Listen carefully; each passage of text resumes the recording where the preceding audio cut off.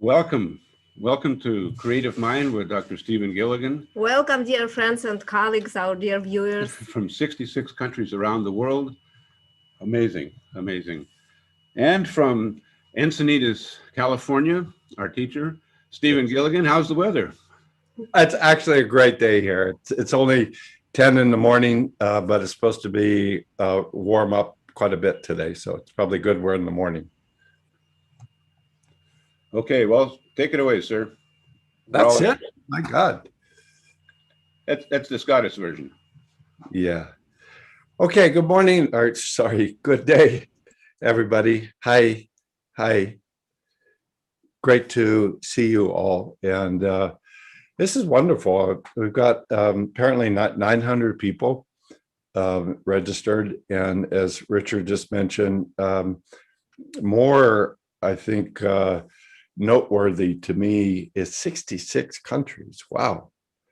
And it's noteworthy not only because that's a lot of countries, but I think as you'll see today from how I'm describing the creative mind work, that this is one of the most crucial, essential movement forward that we have to do, which is to be able to have these communities of mind that include all the different people, all the different cultures, all the different genders, all the different people of color into one conversation. If we don't do that, we're probably not going to make it. So I'm going to be talking today, exploring for the next couple of hours, this notion that we're on this long, amazing creative journey. And this cycle, you'd say it's been about 14 billion years. The planet Earth is sort of a Johnny-come-lately. It's about 4 billion years. But it's this astonishing unfolding and awakening of consciousness. And as is sometimes the case, we run into these huge pivotal crisis points. And I think we would all agree we're in one of those right now. I'm 66 years old. I grew up in San Francisco in the late 60s where there was a whole lot of shaking going on. I don't think I have ever experienced a more intense last year or two in terms of all the things that are cracking, all the things that are breaking, all the things that are emerging. So I believe, and I imagine you would agree, that we're in this pivotal crisis point where the old way is rapidly fading and we haven't quite given birth to the new way. And so there's a lot of chaos and a lot of confusion and unfortunately a lot of violence. So what we do at this point in our history is really a sort of a make or break. We either grow forward or probably we won't be able to make it as a planet. So the creative mind work is one of many different traditions that really have developed to try to support, try to be part of the midwifing process. So that's what I want to explore with you today and share with you.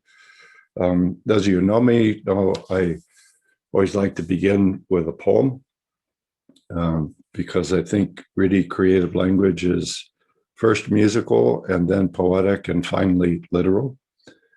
Actually have two readings. The first is not quite a poem, but it's a statement by James Joyce. Many people, of course, consider him to be the greatest of the Irish writers in history. And he has this to say. He says, "The world, I have come to think, is like the surface of a frozen lake. We walk along, we slip, we try to keep our balance and not to fall. And then one day, there's a crack. And so we learn that underneath us is an unimaginable depth. Sorry, got death in my mind. That's interesting. So I think that's where we've been sort of walking on this surface, and there's a crack in the ice. And so what do we do now? I hope through all of our efforts that we can move towards this poetic vision that is the second reading. This one's actually a poem. And this is by an American poet. Her name is Nancy Wood. And it's called All is a Circle Within Me. All is a circle within me. That's what our vision is. That's what our intention of the work is. So here's what she has to say. She says, all is a circle within me now. I am 10,000 winters old. I am as young as a newborn flower. I am a buffalo in its grave. I am a tree in bloom. All is a circle within me now. I have seen the world through an eagle's eyes, and I have seen it through a gopher's hole. I have seen the world on fire and the sky without a moon. All is a circle within me now. I have gone into the world and out again.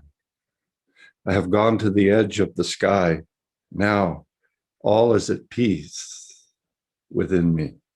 Now all has a place to come home. All is a circle within me. So that's what I want to talk about how that's our unavoidable challenge that we have in this part of our journey. And I'm going over here so I can turn on the, there we go. So these are the slides I'm going to be using. I don't know if you have already been sent them, but we'll give you these as a PDF file in terms of what I'll be covering today. So the general narrative of creative mind is that consciousness, not humans, long before humans, long after consciousness, is on a long journey of self-realization. It's sort of creating all these things to be able to realize itself.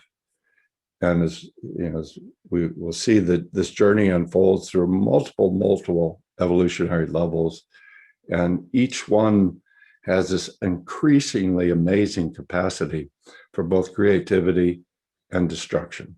It's one of the most important things that I learned from my teachers, particularly Milton Erickson, that every pattern, every experience has equivalent capacity to support life or destroy life, depending on how you use it. As I noted, we're currently in the midst of a crisis for the ages, and we're sort of in this in-between, this betwixt and between state, where we're in the death throes of an old epic that's at least 500 years old, what I would call the isolated ego. And we're trying to give birth to this new epic of what we might call an integral mind, or a mind that's sort of a mosaic or mandala in which everything is creatively happening within some unified field. So as I say, creative mind is one of the traditions. So we need many, we need hundreds of them to try to support that movement. Sorry. So in the creative mind work, we basically have these three premises. Consciousness is creating reality. It's creating reality through what we might call these filters. And we'll talk about the three filters of most interest to the creative mind work: evolutionary forms, what I call the communities of mind, and then these invention holons that we call the generative holons that we can use to realize any dream that we have. And it's one of the amazing things about intelligent self-awareness. And that is another filter. So consciousness is creating reality. It's doing it through these mediums. And then this crucial third point is that what is being created is either held with sort of an open connection. Doesn't mean open connection, but whatever is there feels that it's in conversation. It feels that it's in giving and receiving. It feels that it's one part of a larger family. And when that happens in some sort of balanced way, good things occur. Unfortunately, this last epoch that we've been in really organizes unconsciously around isolation and disconnection and putting the notion of self or power in one little part of the system that tries to control everything else. And so those are what we would call locked connections. And this is, I think, the major mechanism of sustained suffering, of sustained pathologies. And so what we're looking to do in the creative mind is learn what it means to open these generative consciousness states, not only to create positive things from there, but to be able, sort of like a tantric principle, I don't mean sex, a tantric principle of opening this generative space and then taking whatever is wounded or taking whatever is saturated with violence or toxicity, and to be able to transform it and bring it back to its rightful place as an essential resource in the creativity process. So that's what I want to focus on. So let's, and I'll be talking for maybe close to an hour, and then I'm going to guide you through a group process, and then we'll do a follow-up where I do a demonstration with Dan Oil, who's Dan and I go back a long ways, and we'll do an individual demo to see how these ideas apply in actual practice. This artwork, by the way, you probably see it in all the creative mind. This is by our amazing artist in residence, Antonio Mesa. He's just doing an incredible job. But this first premise, I don't think we have to put too much conversation into it for our brief time. Consciousness is creating reality. Reality isn't out there. It's not static. There's no innate structure to everything. Consciousness is creating the world. The way that the creative mind emphasis on the creative mind emphasizes this is different, I think, than the traditional way, and certainly has been implicit in most of the work that I've done over the last 45 years, which is we've been pretty human-centric. You know, creativity is a human quality, that the world is sort of created by humans.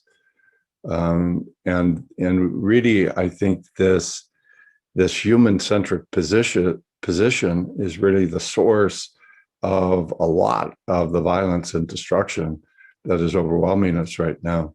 So we really, I think, have this need and this calling to move out of a human-centric. And I'm not saying that we abandon human consciousness. It's a really crucial part of the process. But we realize something is coming through all of life, and consciousness is creating reality. So when we look at that creativity process a little bit closer, you could say, well, there's a lot of mediums, there's a lot of patterns, there's a lot of forms through which this sort of like the pure divine light, if you will, is hitting the stained glass windows and then creating this image. That would be a sort of a metaphor. Honors my Catholic upbringing. But the second premise is reality is being created through filters. So which filters are most important in creative mind? Well, the first is sort of unique. It's an evolution of the generative change work. We're really talking about looking at how consciousness is flowing through each of these different evolutionary spheres that are sort of nested within each other. And the basic 5 that we talk about in Creative Mind, and they become sort of a heuristic list that can be able to guide some of your work with individuals or groups. We go from spirit. I'm not talking religiously, talking more in terms of what Jean Gebser called the ever-present origin, what David Bohm calls the implicate order, what my teacher, Milton Erickson, one of his favorite experiences that he would have us explore in trance work is what he called the middle of nowhere. Sort of a place where you are open to everything and anything.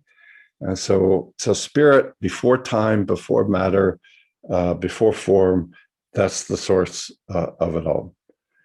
Spirit then begins to open into nature. Nature is a big term. We could talk about 14 billion year universe. We could talk about 4 billion year planet.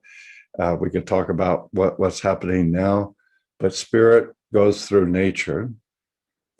And then after some time, nature sort of opens to what we would call collective mind.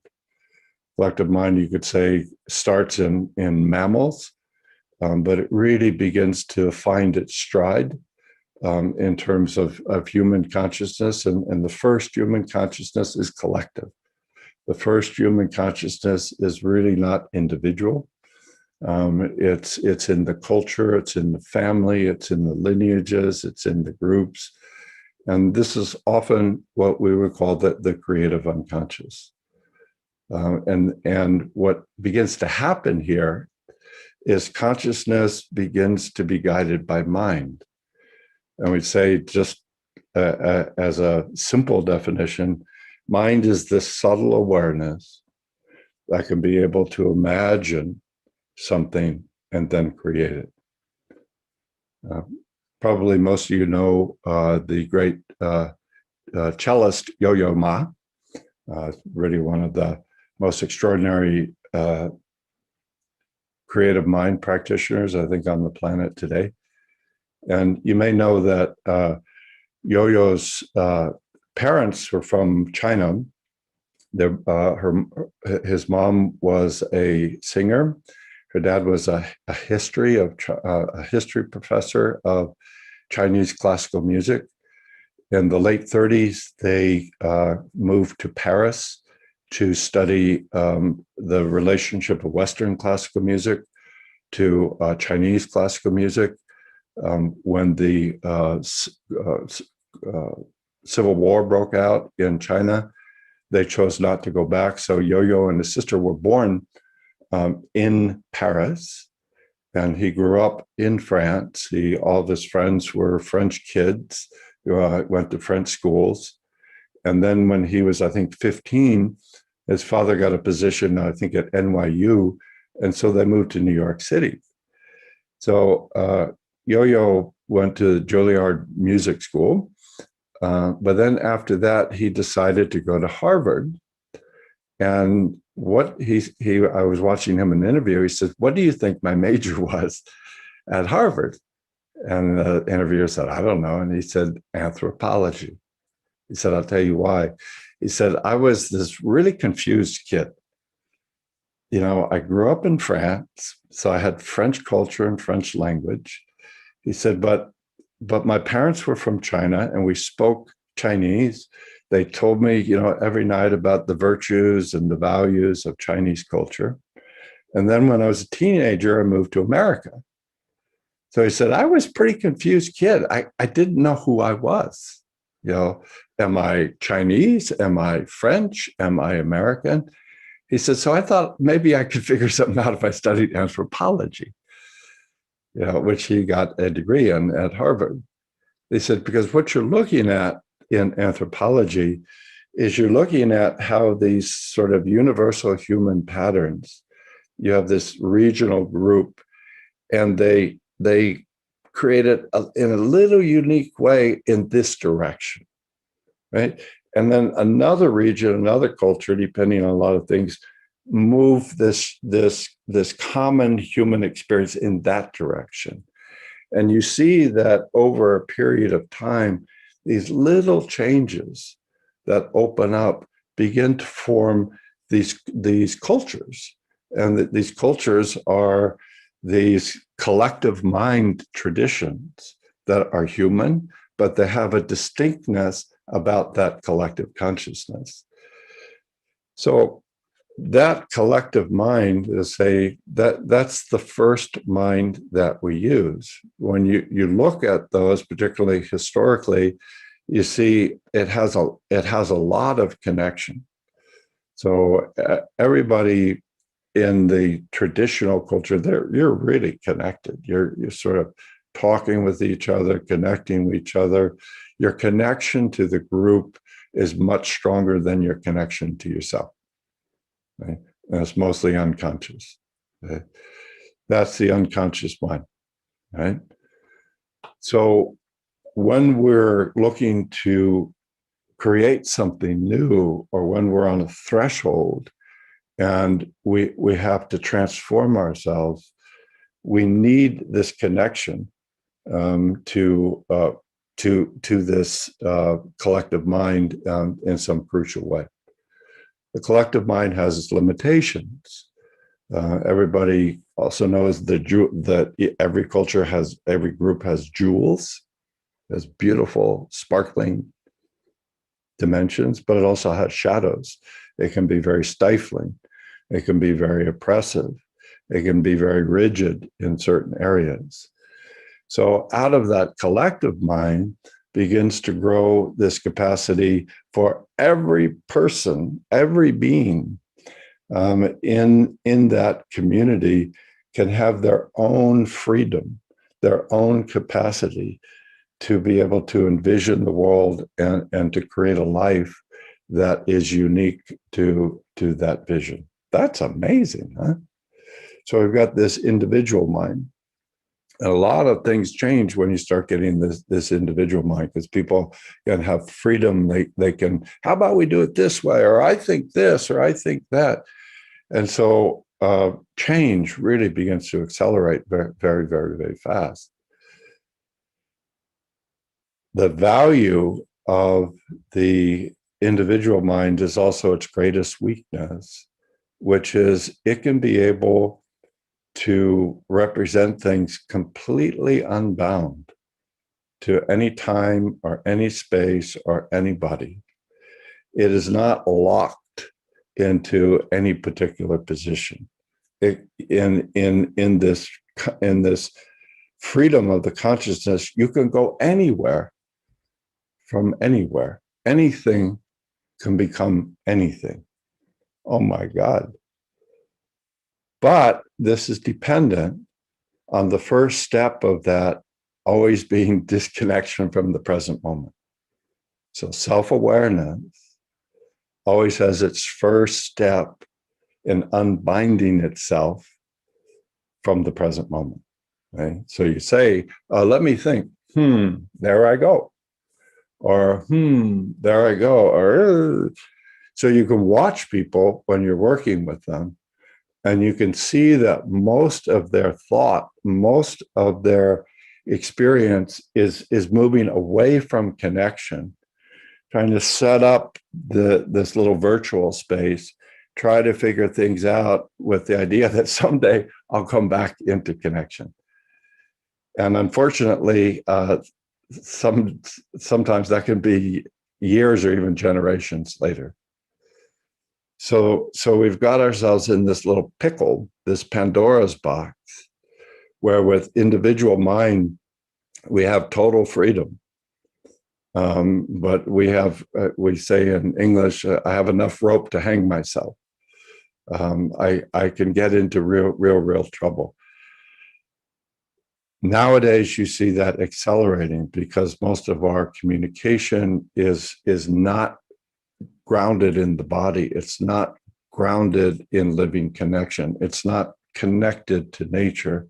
It's not connected to community through social media and so forth. So we're just rapidly spinning into these multiple, in the United States, QAnon cults. And I think these are representations of creating consciousness unbound to any connection in the living world. I think that has brought us to the brink of extinction. So that's the challenge we are. And I think what really is needing to and wanting to be born is this fifth step, which is what we might call the integral mind or the creative mind. And in this mind, every individual has their unique way. Every individual is individuated, is differentiated, has their own presence, but is communicating and creating in a way that the circle of life, so to speak, is being realized as well. That's the notion of an integral mind. So that's why I say 66 countries here today. That perhaps is the most important thing of all, is that we're having these conversations of all these different individual cultures, all these different individual styles, with the intention of what is it to move to this next level of an integral consciousness. So that is the first filter, if you will. Consciousness is creating reality through these mediums, through these forms. One is it's going through spirit, through nature, through collective mind, through individual mind, towards integral mind. And so when we working with people again, we can see that in order to have sustainable creativity, a person needs to have their consciousness connected to each of those levels. And when they don't, then a lot of pathologies and a lot of ineffectiveness will occur. That's a big theoretical chunk that I'm talking about, obviously. So we need to have it in a practical way. And I hope you get a little bit of taste of that. You don't have to have these huge theoretical frameworks. It's just like connection. Are they connected to spirit? Are they connected to nature? Are they connected to collective? Are they connected to their individual self? Do they have a vision of connecting their individual creativity to all of life? So what we're really sort of looking at in this 14 billion year journey is just these miracles where we come to these places where, from spirit, which we would say is not in time or space. So, even like the Big Bang Theory is that there was nothing in time and space. There was no time or space. And then what happened? You had this little burst that opened up, and is still opening up 14 billion years later. This sort of movement started opening up through nature, and then we got to sentient being, sentient consciousness. Isn't that amazing? So now these living forms not only are in connection with the territory, but they have these maps that they can create and use to be able to go beyond what the history is. Probably many of you have read this book by, what's his name, Harari, the Israeli historian who wrote this best-selling book called Sapiens, as in Homo sapiens, that's us humans. And he asked the question, what is it about sapiens that has allowed us in the blink of an eye, really very short period, maybe 10,000 years is out of 4 billion, to change everything on the planet, for better and for worse. And his sort of answer, like a Malcolm Gladwell sort of writes, is what sapiens has is the capacity to believe in things that don't exist. And I think that's really, really cuts to the heart of it. that things like freedom or things like democracy or things like evil or things like the devil or things like, whatever, is that we create these ideas and these consciousness forms that don't really exist in the natural world. This is the boon and the bane of human consciousness. Okay? So from there, you've got this emergence of not only does the culture have its own uniqueness, but every person in that culture. And this, to me, is really one of the great contributions of the West in the whole conversation. Every individual life has value. Every individual life should be afforded dignity and support. So we have that total freedom that comes with individual consciousness. But Viktor Frankl, who probably most of you know, who's the guy that wrote Man's Search for Meaning, was the Viennese psychoanalyst who was in Auschwitz for some time. His wife, his parents were in Auschwitz. They got wiped out. And he wrote this best-selling book about, in such a place, how do you find meaning to your life that will allow you to keep going and allow you your human development. And he used to say that he thought the Statue of Liberty in the New York Harbor was one of the most beautiful things that he had ever seen. And, it has an inscription on it. You may or may not know, it's covered up now. What it says, "Give me your tired, your poor, your lonely, your huddled masses, yearning to be free. Send them to me, tempest-tossed upon the sea, and I shall lift my lamp beside their golden door." Frankl said, that's amazing, but he said it's incomplete. And he suggested on the West Coast that there be a statue of responsibility. Because with this total freedom, if we don't have a responsibility to all of life, to our community, then this freedom can become very fast, can become very, very, very, very destructive. So the Statue of Liberty and the Statue of Responsibility. So we've got these incredible bridges. So when we're working with creative mind, we're talking about intention. We're looking to find what a person wants to create. And then we're saying your capacity to create this is a function of your quality of connectedness to all of these different levels of your identity. Okay? And again, the default value in modern times is an isolated ego that is disconnected from an individual body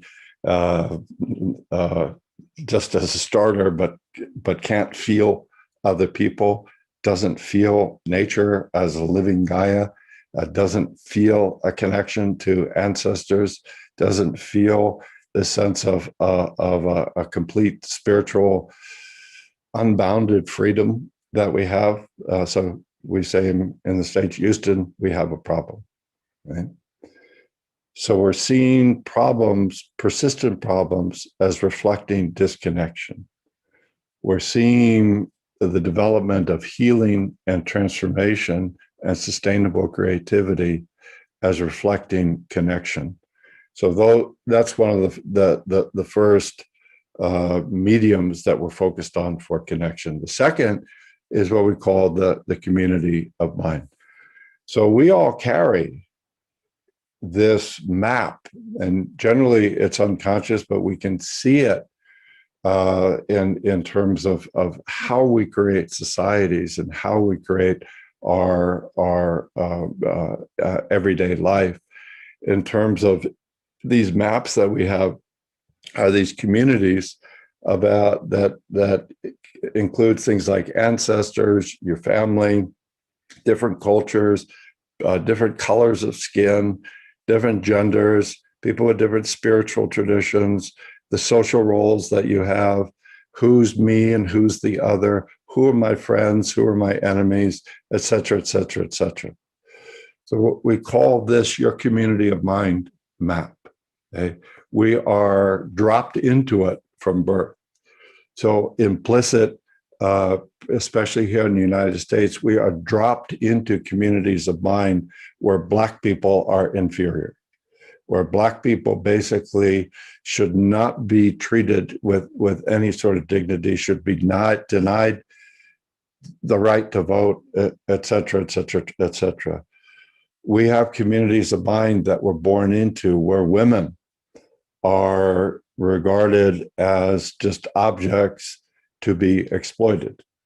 You know, it was even maybe 15 years ago, I think, that most of these laws in the United States are state laws. But it was not possible legally to rape your wife, because if you were married to her, you were legally allowed to do anything that you wanted. So without a woman's consent. And this is obviously just one example of something that we're really, really having to address now, that in our sense of self, we have these circles of community, and we have all these patterns, and then we assign different values or different meanings. What does a Black person look like to you? What does a woman look like to you? What does a community, a just community look like to you? These are all parts of our community of mind, and they're a mosaic filter through which we know reality and through which we create our reality. So every one of these maps, is starting to say, can either be open and in its generative form, which is every part of the map is valued. Is it seen as having infinite possible forms? It is given a place, a seat at the table, if you will. It is regarded as having a really important contribution to make. Okay? That's when the map is really working creatively to support life. But every map has many shadow spots in it. It has many spots where this part of my community does not get human connection, does not get human support, is not regarded as a presence that should be treated well. This not only creates terrible social pathologies, it creates things like institutionalized poverty. It creates things like institutionalized systems of unjust violence towards things like people of color. But it also is really, really cancerous for every member of that community of mind. You know, whether you're a perpetrator, whether you're a victim, whether you're somebody who just thinks it's not me, is that your creative power, your capacity to be happy, your capacity to serve humanity is dependent on each part of your community of mind, all the others in it, to let the light come through them. Okay? We are in a place where we are in isolated ego identity. And so for most of us, we identify with this part of the map. You know, I'm this white American male who lives in the all-white suburbs here. Okay? And from that, I don't feel that people of color are really in my community. I don't feel as a male that women are in me just as much as my maleness is in me. And that creates tremendous, tremendous problems. And we are at the end point of that. So, second part of creative mind is really feeling who your community of mind are, who are your ancestors, who are your children, who is your family, who are your friends, who is your enemy, what is your community, and feeling that's me. I am the community. And so, the challenge of creative mind is to take that sort of maybe noble, big idea and translate it into practical ways of supporting people in say, in a session or in some limited forum. That's the commitment of creative mind, is to take these ideas and to put them into practice in a way that they have practical value in that moment, in that time. Okay, so we have these communities of mind, and this talk a little bit about this third performance hold on. So we've got all these sort of this vertical axis of the unfolding through spirit, nature, collective mind, individual mind, integral mind. Then we've got the community of mind, in which we've got all the different people, past, present, and future, and beings that are in our community of mind. And then what self-aware intelligence allows, it allows you to, as Harari said, it allows you not only to believe in things that don't exist, but to invent things that don't exist. So now you say that's probably, we would regard that as a human need. It's probably not a need for other mammals. One of my great soul partners in the world is my dog, Marley. And Marley's needs are pretty much sort of getting back to balance. I need to sleep, I need to play, I need to be petted, I need to eat.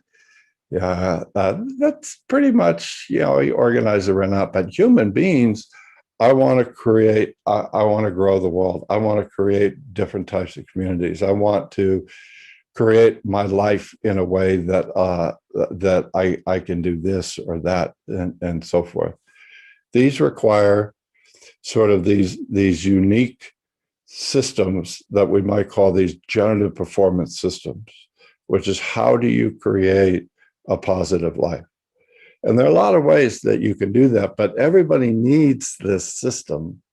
And everybody, in order to have creative success, they need this system to be in an open, positive space throughout the whole system. So in creative mind, we sort of take a modified version of the generative change 6 or 7 steps. We say there's this system that we work with, and thinking to create something, first you need to empty out and connect. Then you need to have a positive resonant intention. Then you need to identify who your resource communities are. Then you need to sense what are all the enemies and obstacles that are in play that you need to welcome and creatively engage with.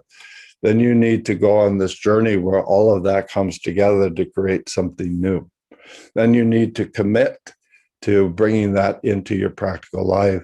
Then if you want it sustainable, you have to commit to practicing creativity and practicing self-connection every day of your life. That's what we call a performance hold-on. Okay? So this is the third medium, if you will, through which consciousness is flowing. And depending on the settings of that medium, each one of the mediums, depending on your connection to them, they will either create hells or they will create heavens.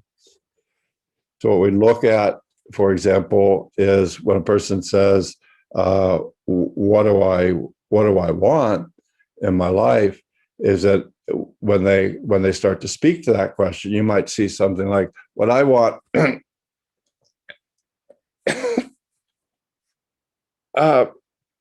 so you could see, as they step into the intention dimension of the hold-on, there's a disconnection.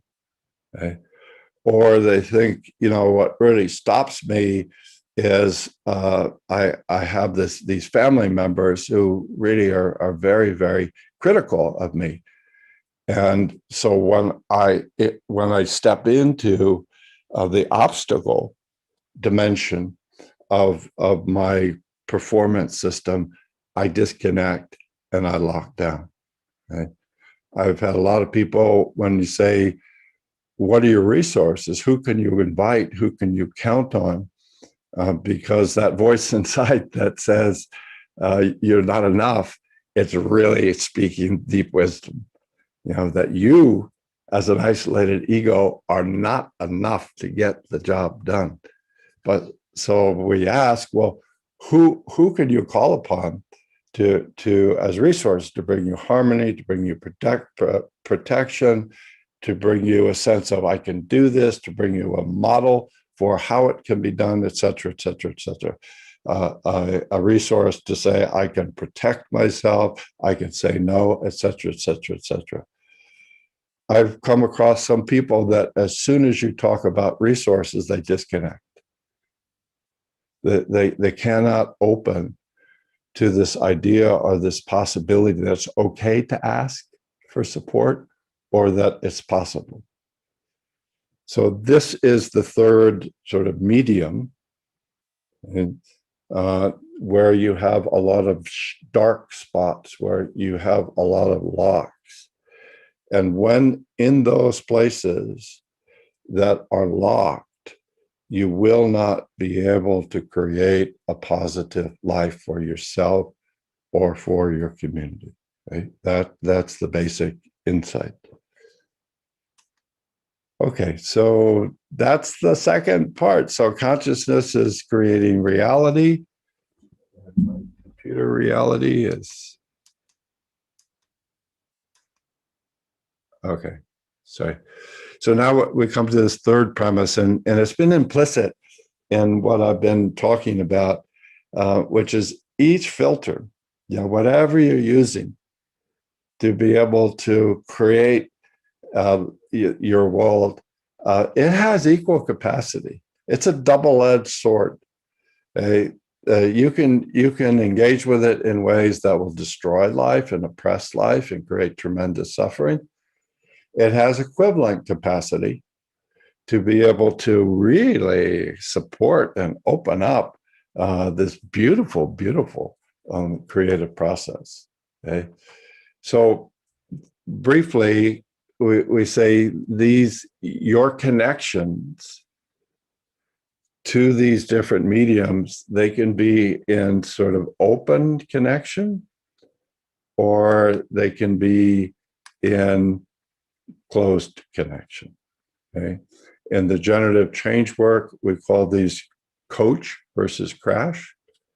I don't know if I'm going to continue with those terms in Creative Mind, where they're part of the under construction process. But if you look at this slide later, you can see some of the details about what I'm talking about as an integral mind, as a creative mind, as a mind which really is about connection. It's not my mind is here, it's not my mind is there, but mind is what my teacher Gregory Bateson called the pattern that connects. So it's the connection between different points. I've learned from having a Chinese wife and being in China a lot that the meaning of Chinese characters are never in the characters. They're in the space between the characters. And I think that that's the sort of idea of a creative mind that I think that we're needing to develop. So this is one of the practical foci of creative mind, what it means to support people so they can be able to shift their consciousness to this place of creative mind. And we have a strong confidence that if people use this always as a necessary condition, good things will happen. You can't predict exactly what's going to happen. But if you stay connected, okay, to the vertical axis, to the community of mind, to your performance whole on, is that good things will happen. So what we're looking to do as a creative mind coach is to help a person to do just that. My job is to help you sense what your vision is, what your intention is, and then help you to get into a place where you can succeed at that. Okay? And so what we're talking about here are these practical ways to help a person get into their best self in a sustainable way. So I have this notion of coach mind. And again, I would just sort of, you can read on the PDF some of the distinctions there. The sort of the enemy of the people in creative mind, as it was in generative change, as it was in my early work with Ericksonian, is what we call the neuromuscular lock of consciousness. This is also called fundamentalism. It's also called spiritual constipation. That's a technical term. Okay? So as consciousness is coming through these filters, as it comes through the nervous system, is that we can let it flow through. That's what training in some meditation would be. That's what would be training in any creative performance. Get centered, feel the information energy flowing through you, learn how to join it so that you can have a creative outcome. But as soon as you have a fixed brain image that's kept into place by inhibition of breathing and squeezing of the muscles, game's over. And we call this neuromuscular lock. And we see that it can be in anger, it can be in fear, it can be in analysis paralysis, it can be in just the sort of the numbing of the body through alcohol or food or depression, where the system is basically going into lockdown. And when it's going into lockdown, that's the only thing it can create. Okay, and this is great, sets up what Freud called the repetition compulsion. So I may want to have a different body or a different experience of my body, but if I have these locked images that my body's always going to be in pain, which people with chronic pain do. If I have a locked image that in relationships, I am probably going to be treated badly, as people who have chronic relationship problems do, then this neuromuscular lock is that disconnects you from just about everything. And you're going to just repetitively create that negative, undesirable state again and again and again. This neuromuscular lock, again, I think is really at its end state. I think of it as a very immature version of individual self-awareness. My teacher, Milton Erickson, who was paralyzed when he was 17 for a couple of years, and he learned through inner work how to get his body to walk again, used to talk about, he said, people come to psychotherapy because they're rigid.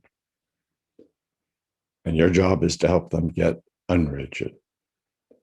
He would then talk about when you first learn to do something, you have a lot of tension and a lot of muscle pressure. So in some of his hypnotic trances, he would say, when you learn to write your name, you put so much tension and concentration in learning how to write your name. And you can see it in the child. They've got a lot of neuromuscular lock, and they've got, you could see it in the quality of their writing. So, but as you learn to do that over and over and over and over, your writing began to change and you began to feel this rhythm in it. Okay? So the developmentally, the starting point for any skill is neuromuscular lock, because you're having to like really concentrate and really just kind of force it out. This is where we are, I believe, in terms of this freedom of self-awareness. We're basically, I think, like 2-year-olds. And so we're really messing up. We're having tantrums every day. You turn on the TV. Yeah, I don't want to. He hit me. No, those people are bad. So developmentally, we're really, really, really young. And you would hope we would have some adult supervision to be able to support us. But I think this isolated ego is the starting point for the individual mind. And now we're seeing that the sense of, I just focus here, and what I think of myself is I'm, this person, and I have to control the world, and I have to just be able to get things for me, and I have to, do whatever I can. Is it that dog don't hunt no more is a saying they have in Texas. That no longer is possible, because we see, over the past year and a half, nature is throwing up these viruses from who knows where. But nature, I think, is saying, you're not going to rape me any longer. You've been completely abusing me, raping me, pillaging me. I'm not going to allow it. So Gaia is starting to fight back. We've had, the Me Too continues in waves. We've had the Black Lives Matter, and these things are all related, I believe. They're all ways in which consciousness is saying an isolated ego that puts power and truth in one small position in the field is not viable at all. Okay? And that consciousness is created and maintained by neuromuscular lock. And it's really hard to release it, because it has, I think it is a type of addiction. And if you've ever struggled with an addiction, it takes a long time for you to recognize I'm addicted to violent, isolated ego consciousness. I'm addicted to it. I don't like what it turns me into. I don't like the fact that the quality of my life has really suffered. I mean, anybody struggling with addiction, once you get past that initial euphoria phase, everybody is miserable, but they believe I can't stop. I can't stop. It's as bad as it is. The alternative to not doing the addiction is even worse. Okay? That's what we're facing. We're addicted to racism. We're addicted to violence against women. We're addicted to abusing the Gaia. It is getting to a place where we either surrender, get into recovery, or we die and take a lot with us. Yeah. So that's what Creative Mind is looking to do in a clear way, an enjoyable way, but one that also opens to the suffering of the world, and really tries to recognize there's a better way to go. The choices are not, I do the isolated ego violence, or I just collapse and die. That's what people usually have in an addiction. But we begin to realize what it means to have this sense of sobriety. Okay? And it starts to say with this notion of what it means to make a commitment to be a spiritual citizen. Okay? And you can see that You can read the PDF in terms of the sense of really needing every day some sort of commitment, no matter what. I commit to opening, to bringing open presence to each moment, to bear it all in witness, to touch through to the heart of something's trying to awaken in the world. And every day I practice the skillful means to realize the awakening. If you're interested in recovery language, there is a modified version of the Alcoholics Anonymous 12 steps, because I think the addiction idea and traditions have a lot of relevance to realizing, the first 3 steps are: we admit it to ourselves and others. And I always use the ones, not drinking. Drinking is the classic one. We admit it to ourselves and others that our thinking, we were powerless over our thinking. And our life was unworkable. We came to believe that a power greater than our thinking could and would restore us to sanity. We made a decision to turn over our consciousness to that higher power as we best understood it each day. Okay? That's, I think, the sort of commitment that we need individually and collectively to really begin to allow this shift to occur. So I just, really want to say, when we do this, it's amazing. It's amazing. It's like, oh my God, I'm no longer drugged. I'm no longer under addiction. Life is so amazing. Right? And then, so what we're doing, as I said, in Creative Mind, we're looking to help people connect to that, not ideologically. You're not converting them, but you're just offering them a way to connect to themselves and to life where they can live the life they most want to have. Okay. So, you have one example, and then I want to do a group process. I mentioned, no, I didn't mention to the group here. There's a beautiful book by a Zen Roshi. His name is Bernie Glassman, and it's called Bearing Witness. And Bernie grew up in New York, and he, used to lead these meditation retreats. And he came to realize, going to a bucolic place, a beautiful place where you step out of the challenges of ordinary life and really go into this deep work. That's a really good thing. He said, but also, if we're really looking to awaken in a way that we are committed to the whole community of mind, is that it's good also to go into places where you feel the most disturbance and to be able to do some creative mind work there. So he started this in the 1980s in New York City, when during the Reagan administration, the streets of New York were filled with a lot more homeless people. So he said, let's get our group. There was, I think, about 20 of them. It was in the middle of New York winter. He said, let's go out every day. They would just had a T-shirt on. They were given $1 each per day, and they go out and sit in the homeless places and do what he called bearing witness.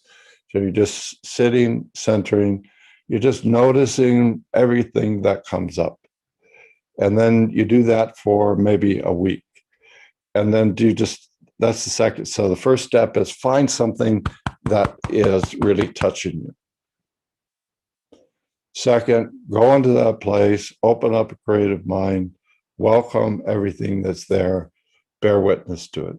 Then the third, he's a cook, is take all those ingredients and create a healing meal for yourself and for your community out of that. So out of that, they created a bakery in Yonkers, Greystone Bakery, that was completely run by, and all the workers were homeless people. They're really successful, really good stuff, Greystone Bakery. And then they realized, well, there was in Yonkers, and they said, well, let's see, homeless people, they don't have homes, right? So we have to now create a housing community for all the people that are working. And so it went. About 3 years later, Bernie Glassman's Jewish, and he was in Germany and Poland. And he went to visit the Auschwitz camps. And he felt that same sort of vibration. And he said, this is where the next machine is going to be. That was a tough one. At 100 people, Jews, Germans, Poles, Catholics, Gypsies, gay people. And they met for 6 days in the courtyard of Auschwitz. And you probably know the Nazis were meticulous record keepers. And they had 4 people on the corners of the group meeting who 24/7 just read the names out of the books. That was an intense one. People came and they said, what do I do? Tell us what to do. And he said, my job is not to tell you what to do. It's to support you in bearing witness. And they had to do some special things where a couple times a day, at least, they would break into small groups, say non-Jewish Germans together, Jews, etc., and do this intense processing. Out of that, he developed the Order of the Peacemakers, and everybody who is ordained in the Order of the Peacemakers has a particular community that they are committed to serving. And they make their vows in terms of doing service and in the process of awakening to the communities that they feel drawn to. That's an example. Okay. Give you one other example. I was working with this wonderful man who really quite he's from Mexico, and he came to the United States, and he's this incredibly interesting person who started this business up, and then he started getting severe asthma that was not allowing him to work. He asked me to work with him. Say, okay, so the asthma, we say, is some sort of symbolic expression that reflects some disconnection to some part of this guy's filters, if you will. So, okay, so when you go to work, is that you start developing this asthma. That's interesting. I would like to say to that presence that is creating asthma, welcome. Nice to see you. I really appreciate you entering into our conversation. And isn't it interesting that as you go to work, this constriction in your chest begins to activate and you can hardly breathe? Great. Let's get into creative mind. And as you begin to sense is that as I go to work, this connects. Just let yourself begin to tune. What is your connection to your community of mind now? Any family members, any ancestors, any friends? And he burst out crying. And he said, I hadn't really consciously remembered this, but we grew up in Mexico, and it was very, very difficult, but we had a really amazing family. And he said, my uncle, who was older than my father, when he was a young man, he went off to the United States, and he had this grand vision. I'm going to, be successful in the States, so forth. And everybody was so happy. And he came back like 2 years later, and he had failed. And what he said was, I couldn't deal with the racism. I just couldn't deal with it. And this guy, we'll call him Felix. Felix, my client, says, I remember that everybody in the family just sort of was so sad, and I was so confused. And my uncle and everybody was saying he shouldn't have done it. He shouldn't have, left and gone to this new place. So as this guy comes to the United States, and as he goes to create this professional success for himself, guess who starts to show up? All of his family community.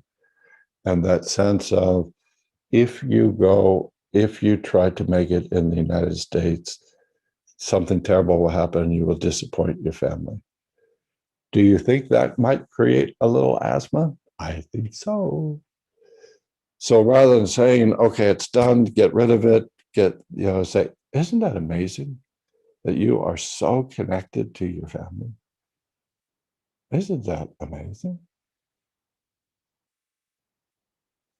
And I would just like to welcome your whole family into our conversational space here.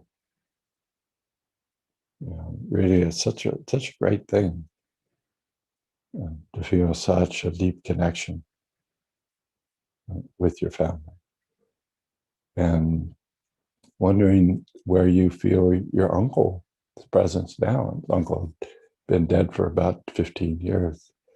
And you said it was over here. So now, as you feel that sense of centering, come back to creative mind. As you open and feel that loving connection to your uncle and your family, let yourself sense, as you speak, this sense of, I want to create my professional success. See what your uncle says to you. And his uncle, just started speaking to him in such a loving way about how much support and how much love he was sending to Felix. So just a small example of, as you go to create something new, in this case, I'm coming into a new place, I'm creating a professional identity. It will touch upon your whole community of mind. It will touch upon all these things in your body. And you will discover that there are a number of those places that have been in lockdown. They had to check out, they had to go into shadowland. If you can open a space where you can keep a creative presence, and then identify each of those places where you had to shut down your connection to your larger self, it's a great, great opportunity for healing. It's a great, great opportunity. And this continued with him. And now he has conversations with his internal family and as well as his actual family back in Mexico. It's just a little example.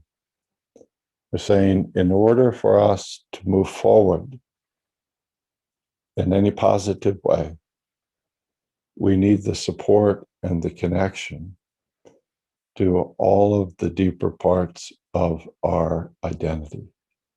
These are all these sort of levels, and spirit, unbounded spirit, nature, mountains, trees, oceans, bodies,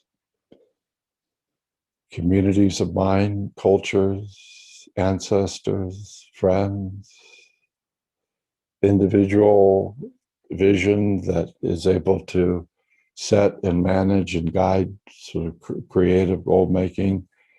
And the sense that I'm doing this all in terms of a commitment to awakening myself and creating communities that work for everybody. Yeah. Is that great or what? Okay, so that's a little overview, folks. And let's just do I want to just give you a little bit of taste about what that might mean for if you were to do this, just a little taste. So to do this, I'm going to invite you to stand up, probably better if it's possible for you. I'm just going to sort of walk you through sort of a movement through some of these, what we call the evolutionary level, so that you can get back, get down, reconnect to the deeper source of your being. So this will be about a 12-minute process. And to do this, first thing to do is get a good posture. Usually you want to have straight spine. Is really thinking first and foremost on the heaven and the earth axis. So we're thinking about getting a good posture, taking a few breaths, and the chi drop down into the earth. Feeling the energy from the earth flow, breathe up through your body. You can imagine yourself like a tree. You feel yourself like the tree opening. You can open your arms like branches.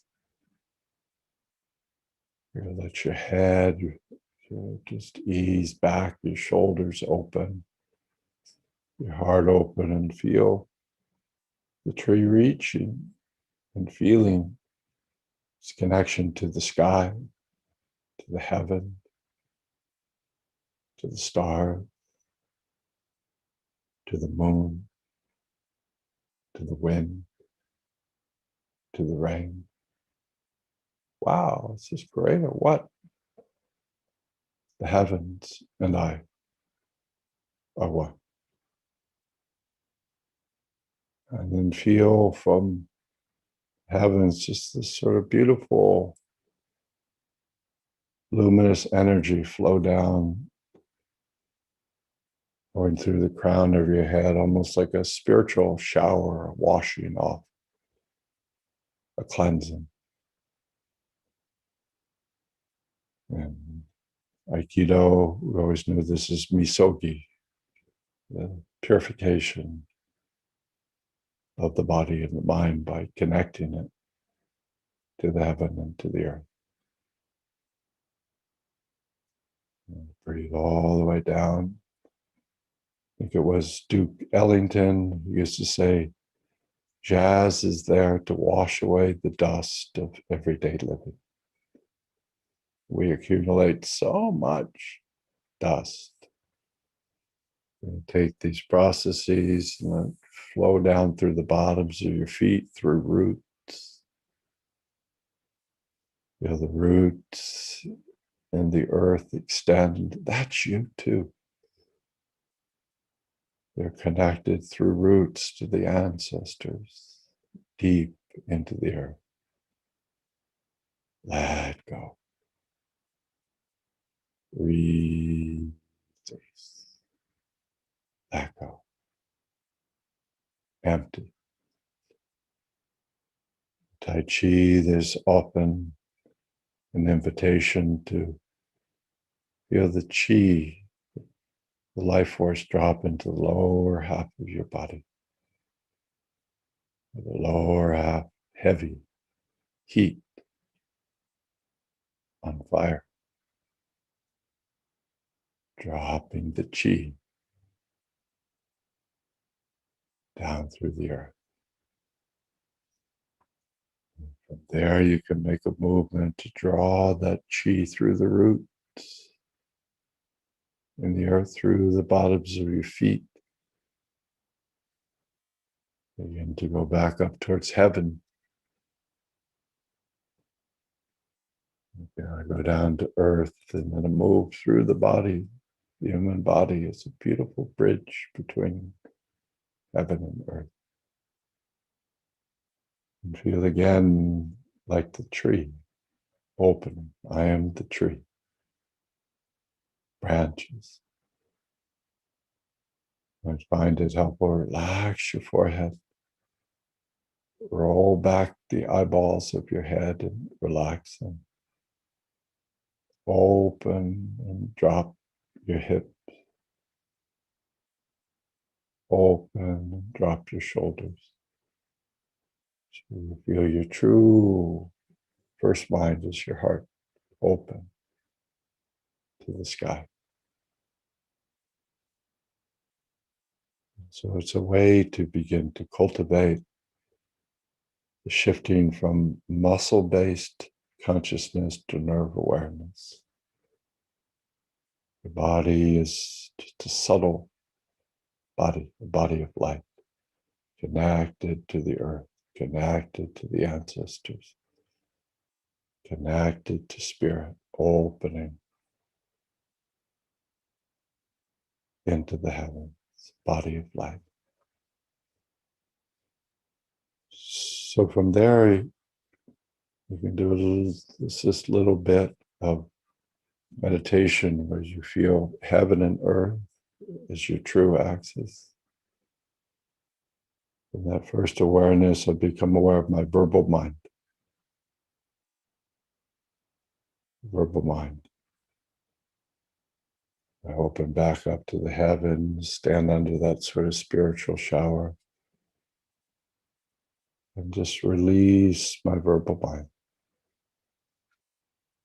Might use the old Hindu meditation.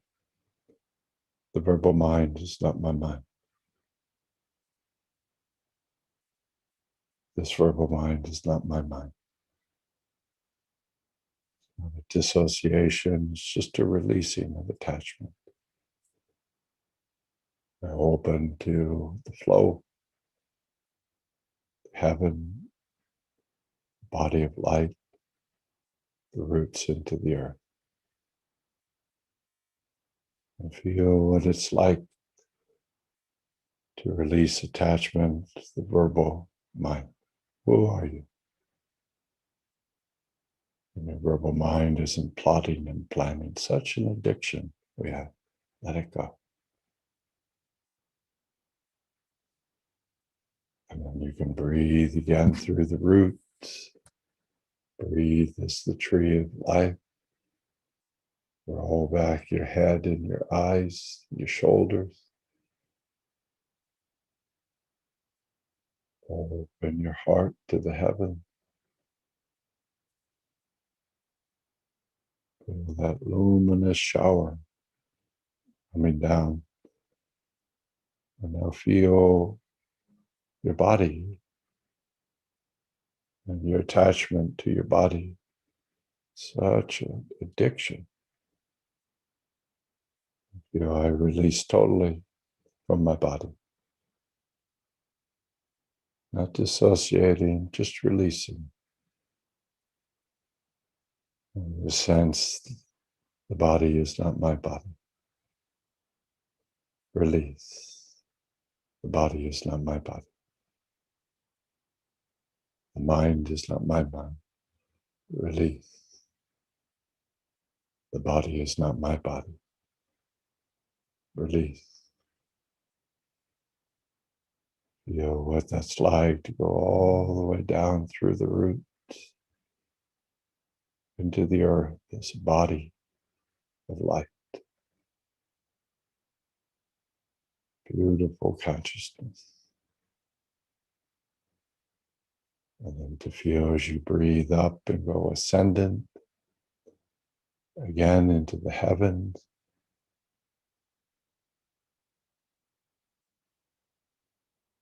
You can feel your connection to all of your ancestors, your culture, your family. Feel all the luminous jewels, beautiful generation, love and song. And also any rigid attachment, shadows you have with it. And this time as you stand under that heavenly shower, just move it through and let all the movement through all of your community of mind be luminous, open. The community is not my community. Just there, freely. Not your ego, not your property.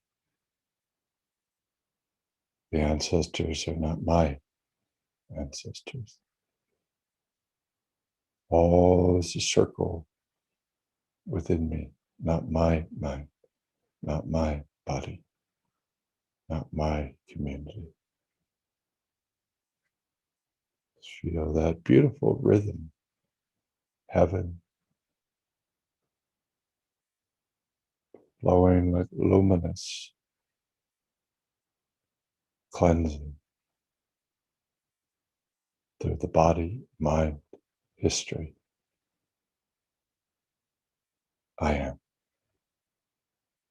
I am. I am.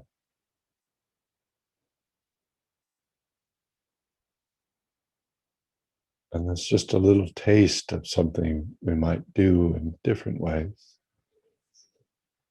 And you feel from that deep, deep, deeper place, who do you really want to be? What do you really want to create? Let that question go all the way down through your mind, through your body, through your ancestors, into the deepest, deepest source. Almost like watching a pebble drop into a deep, deep, deep pool.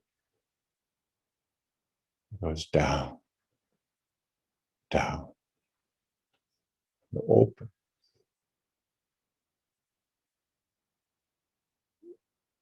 And then again, just a very brief version, feel as it opens from the deepest, deepest pool. Your job is to gently touch it and to move it through nature. Move it through the generation,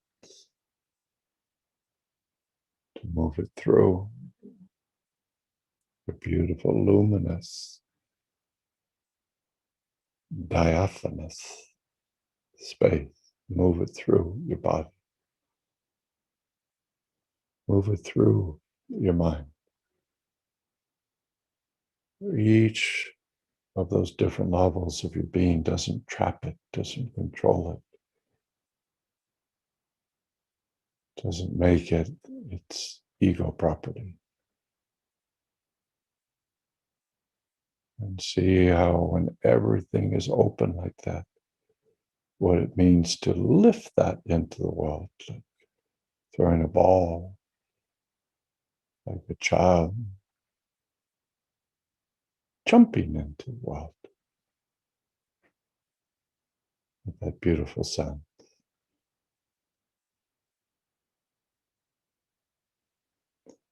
So that would be a sense of a sort of a practice of feeling the different levels, releasing identification, sensing intention, and then exploring what it means to move through each of those different filters, but let them be luminous and light. Let every one of them be flowing, shifting, changing. Every moment, great creative, artistic expression. So at the end of each day, you say, that was such a great day. Oh my God, that was so fun. I just got to play with consciousness moving through my luminous being. Is that great or what?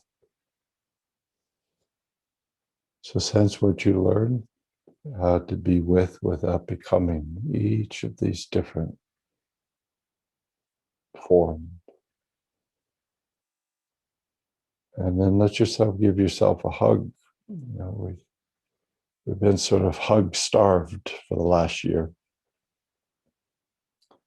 I received my first hug in over a year, 2 weeks ago. So let yourself give yourself a nice hug and express, I love you so much. It's so hard being human. It's so great when we learn to love and relax and play. It's so hard we worry. We take things so seriously. I love you. Give yourself a nice hug.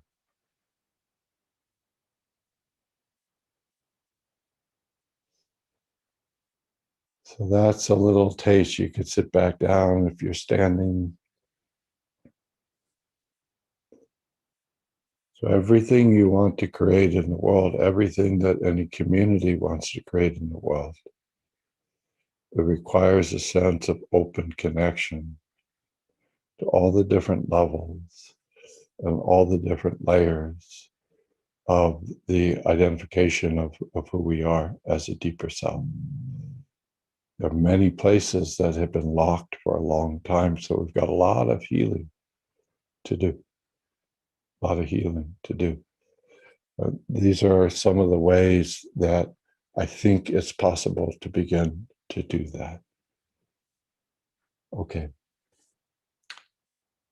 So maybe if we have time for a couple of questions or sharing, I'm going to ask you to just limit it to like 1 minute maximum, because we've got short time and a lot of people. Richard, Oksana? Hello, Stephen. Yeah, hi. So I don't know, I can't quite see. I'm going to turn my slide thing off here. There we go. Stephen, would you like to open up the questions to people watching on YouTube as well, or just to? Well, I think it's probably good to have the video too. So we just have time for a couple. So anybody who's on the screen, anything you want to share or ask? And raise your hand so that the engineer can see you, please. Yeah, raise your visual. Yeah, the hand in Zoom, the actions. That looks like this. And when we are waiting, there are a lot of gratitude in YouTube channel. Oh yeah, it's so great. It's so amazing to read this. Yeah, it's what happens after you ask people to share after a deep trance experience. There's a delayed response. Well, it's if you're Irish, oh yeah, well that reminds me of another story. It's just back into it. All right, so I won't belabor the point. I know Julian, was that a hand or just a yeah? All right, so we got Julian Russell down. He's down at the bottom of my screen. Richard, can you see him? Hi, Steve. Hi, Julian. Hi. The meditation was so deep that no wonder people have few words. Yeah, I get it. I get that. Yeah. We go to a level that's really beyond all the words. And then, so it's sort of somehow communicating that we've experienced that level without necessarily using words to communicate that we've gone to this level deeper than words. And so that's all I really wanted to do. Yeah. I've got many friends here and I can see that the same is true for them. Yeah, thank you. And, you know, again, I think really talking about what the isolated ego as an addiction, you know, we have such a terror of letting go of the words. And yet, I think it's so clear on so many ways. That's the first condition for any sort of creativity, any sort of renewal, any sort of transformation. And so hopefully, you know, one of the practical primary goals of the work is to really make friends with all these different levels of consciousness beneath words. You know, we're taught against it. You know, one of the, you know, those of you who know me have heard me say many times, some of the probably the favorite phrase of Milton Erickson for his patients, for himself, for his students was, "I don't know. I don't know." You know, and when I knew him, I was 20, and he was God to me. You know, he was this old Yoda. And so I thought he knew everything. And so when I would see him say over and over, some people say, "Dr. Erickson, how do you do this?" "I don't know." And what has been your training in terms of saying, "I don't know"? What's the meaning that you have to that? And usually we're conditioned to say, never admit you don't know. So anyway, thank you. Maybe I'll do just a little taste. I was going to just add on a little bit of a personal individual demo to see how this might relate.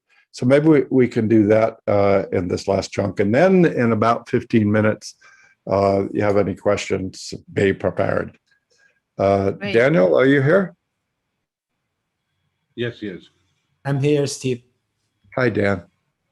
Hi. Whoops, not us.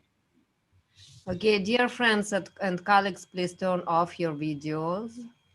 Turn off your microphones and your videos. And Yes. all of our friends and colleagues on YouTube, if you have questions for Stephen, he might answer them later if you write them down In our chat. in the chat. Yeah. Okay, so I want to introduce Daniel Oil. If you don't know Dan, Dan and I go back quite a ways. Daniel lives in Buenos Aires, Argentina, and he does a lot of this sort of work and others. He brings a lot of music and art and all sorts of stuff. So I was thinking of who might be able to do a brief demo. I thought of Dan, and he graciously consented. So let's see what all the clocks have changed. So what is it now in Buenos Aires? What time? It's 3:39 p.m. Okay, so you're 4 hours now. Yes. And I am I want to see if I can pin you, right?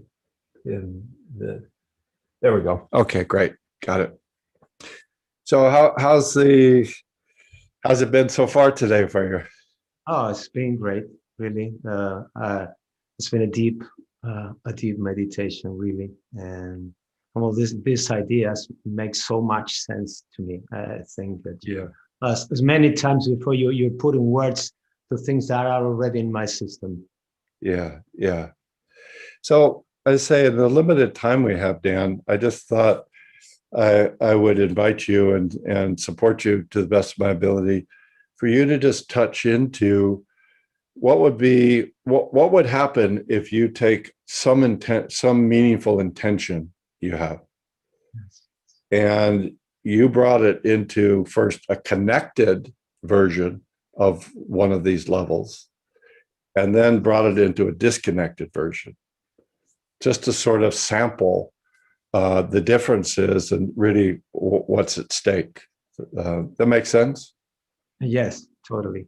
Yeah. So I'm not interested in you sort of getting lost in some hellhole, but we had this notion of what we call just get a taste of it. Okay. Yeah. So we're really, really becoming aware that when we're stuck someplace, it's usually because one of these key filters is in lockdown. Okay. And then what we're looking at in creative mind is that we have the capacity to be able to make that shift within ourselves and within our communities. So we just did a warm up, if you will. So maybe we could just very briefly kind of go into centered, open, aware. Okay, I better stand, I think. Okay, great. Yes. Okay, so if I was working with a client, I'd probably, give them more content support, but I know you have this capacity already. So let's get into coach state in whatever ways you have of your own. We see in the work, each person has their own way. Centering, opening resources, releasing, being positively connected within oneself, feeling in harmony and open connection with the universe as a whole.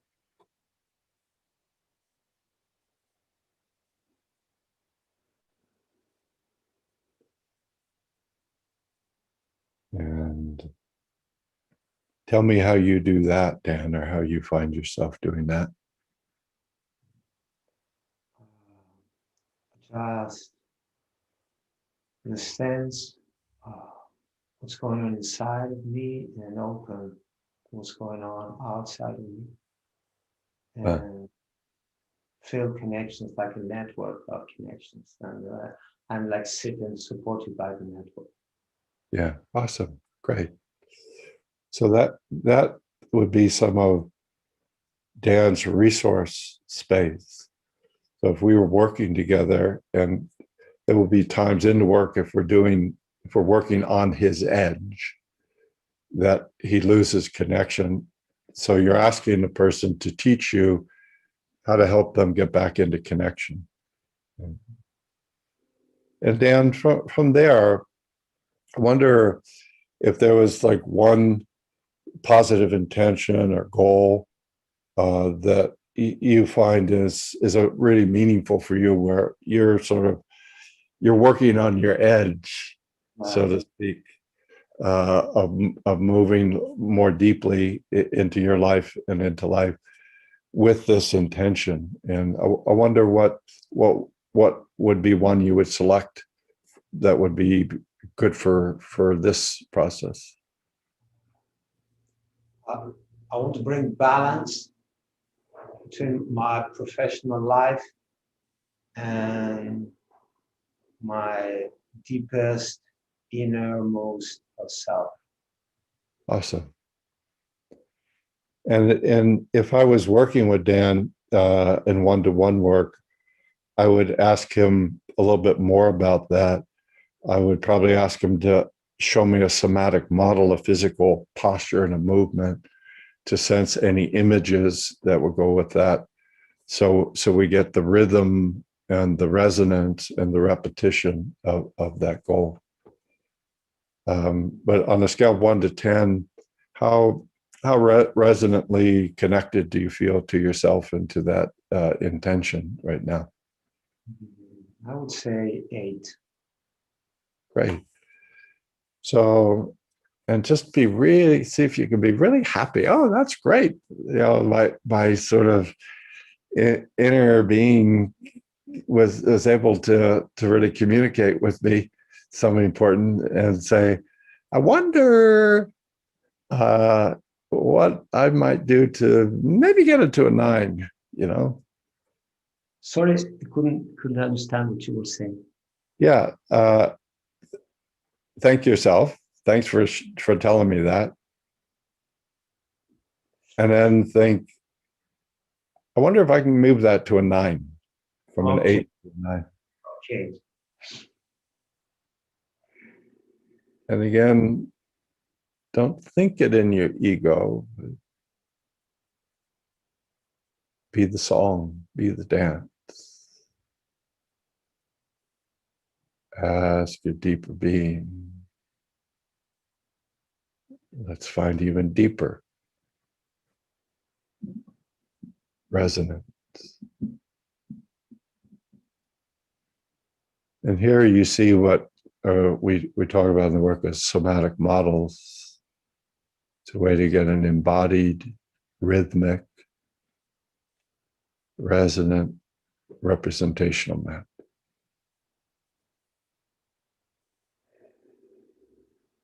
What happens there, Dan? I will sense in the future when it is so, when it is real, and then I started. It wasn't conscious, but like bringing that future into the present moment and into the body. Yeah. So I think it's intuitively obvious if Dan was holding that intention or the question, how do I create this deeper balance? But if he was holding that question in this somatic state, it would produce a very, very different reality than if he just sort of invites his somatic consciousness to begin to represent that with rhythm, resonance. Yeah. Okay. So you ready for this next step? Yes, I'm ready. All right. So what we're doing here is just a sort of a dipping, and just as a way, I think I know when I do it, it illuminates things so beautifully. So I've got the intention, and you've got, maybe you find that somatic model. Now I'm going to ask you to explore, as you bring that intention, if you had a close connection with one of your deeper fields or an open connection, how does that make a difference? So let's pick nature to start. So you feel, as I open my mind and my body to this intention, I want to feel a really open, positive connection to nature. To feel all of nature, the mountains, the rivers, the earth, the storms, the rainbows. They're me. I am them. They are my friend. And as you feel that, just allow yourself to bring that intention and the exploration of that intention within that sense of a beautiful, positive connection to nature. What the mountains would say. And it's so easy when I'm connected to nature. What the plant medicines say. Yeah, awesome. Now, just for a taste, I'm going to ask you to imagine a hostile or a numb connection to nature. And I'm not asking you to get lost in it, just to say, what would it be like if I was carrying this dissociation from nature inside of me? Sometimes you do this, I do this, just trying to understand a client of mine too. So feel I'm dissociated from nature. Nature is not me.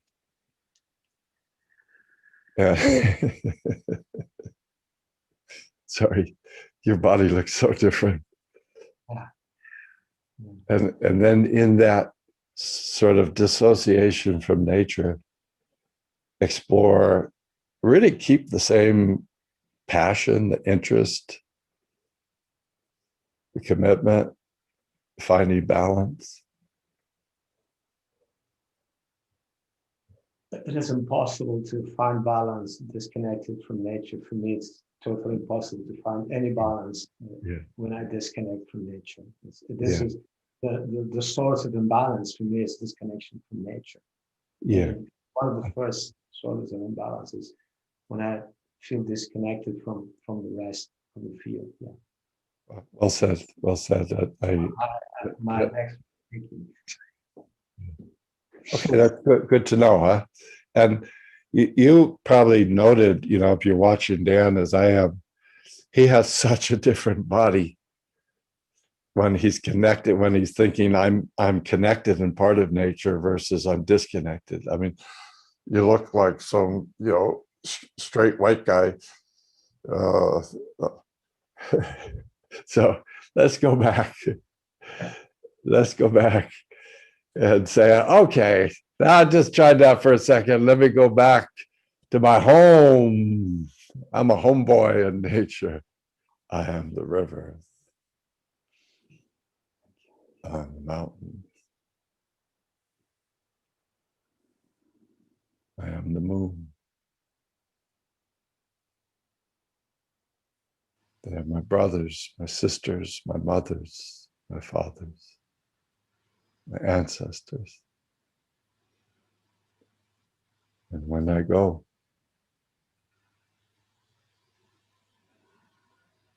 to create something, I do it with their support. I do it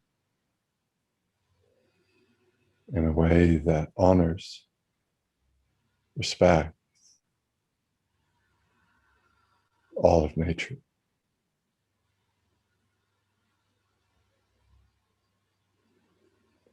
What happens there, Dan? It's like something opens in front of me. It's like it's like a path that's easy to walk. Yeah, awesome. Yeah. Let's try one more, okay? And again, this is more just dipping in. So coach state, center.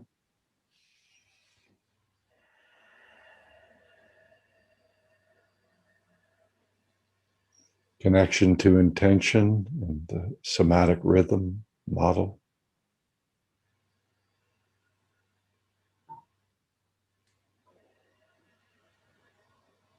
Now we're going to look at cultural and ancestral communities. All the people in your family, people in your culture, and go 5 generations back, even more.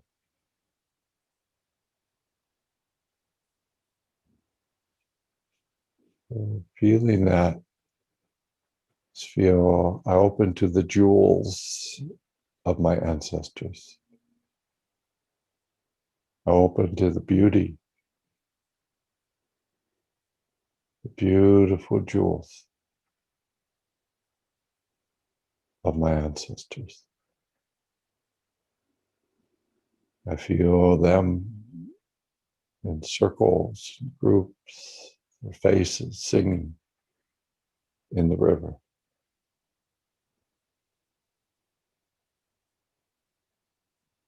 And as I go to create my intention, abound, I do it within this luminous community of mine, my people, my people.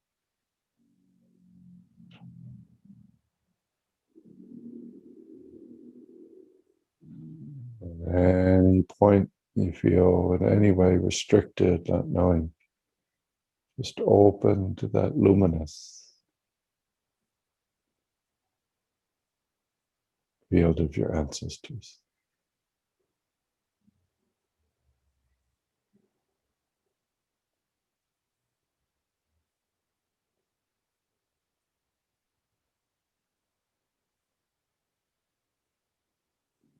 And then let's dip.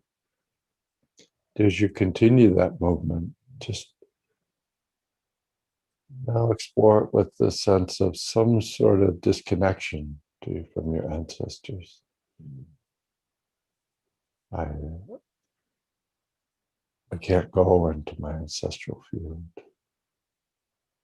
Feel fear, anger, shame.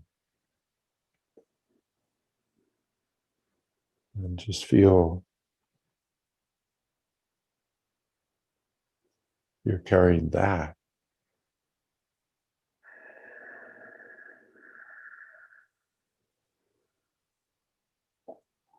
Feels so low. Yeah.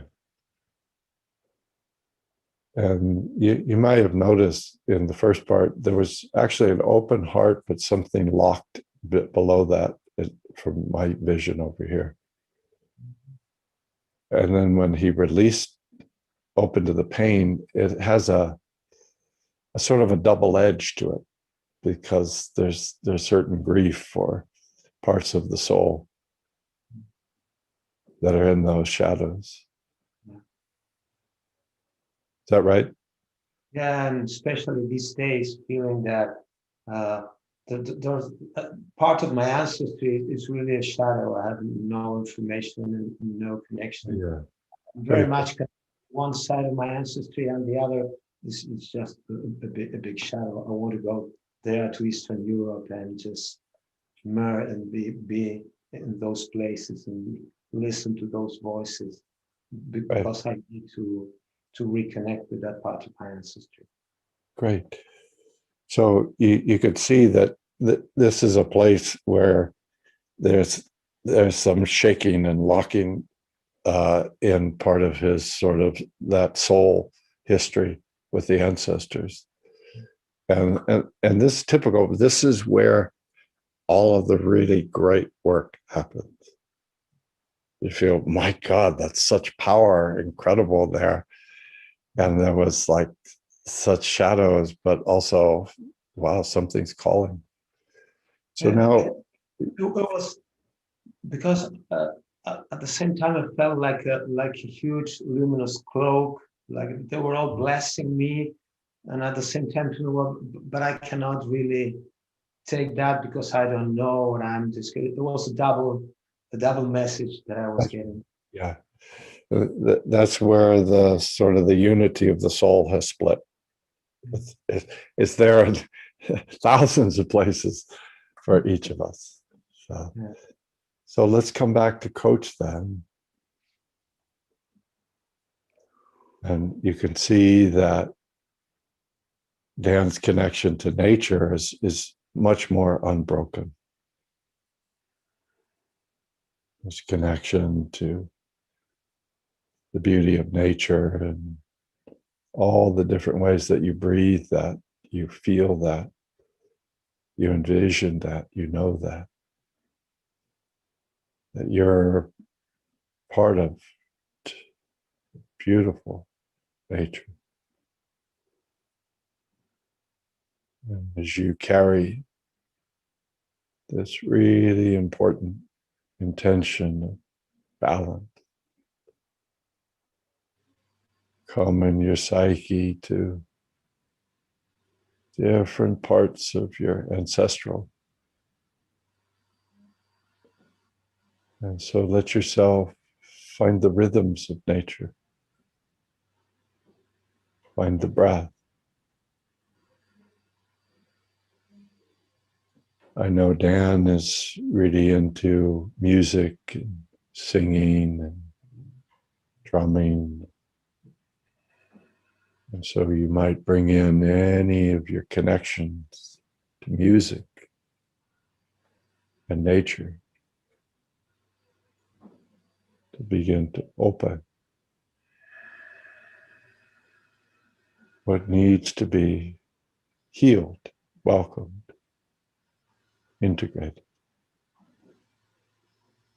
The pain, the sufferings, the joys, the jewels. So much. Such deep, deep. That's good. So that you can say, as I go to find balance, I continue to bring a sense of connection to all of nature,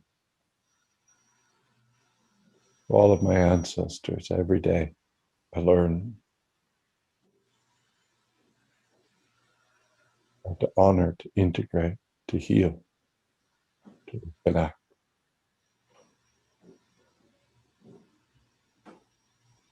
Tell me what happens there.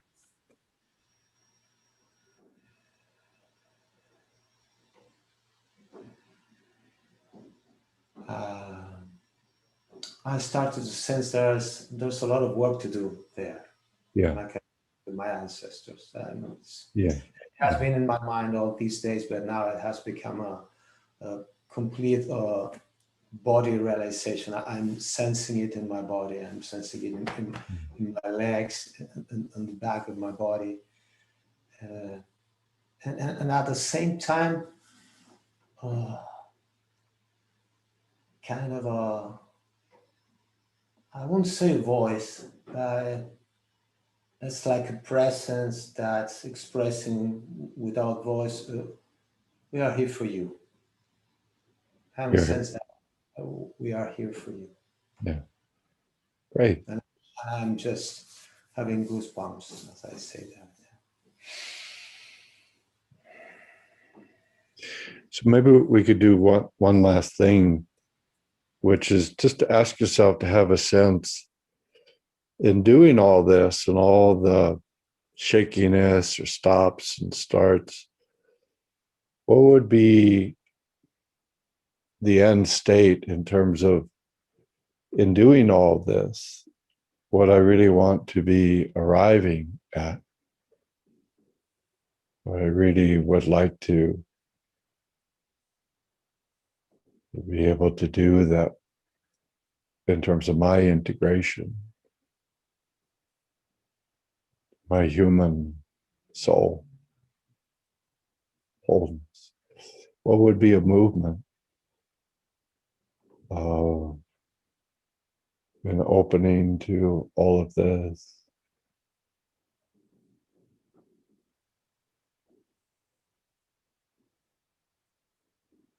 I bring all of this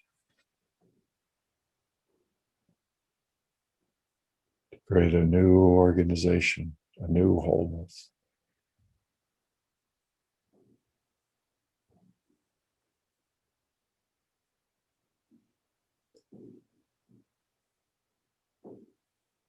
So if we, some of these places like Dan is touching, there could be a lot of deep stuff. So we want to open to it, but we want to keep coming back to who I am before my ancestors,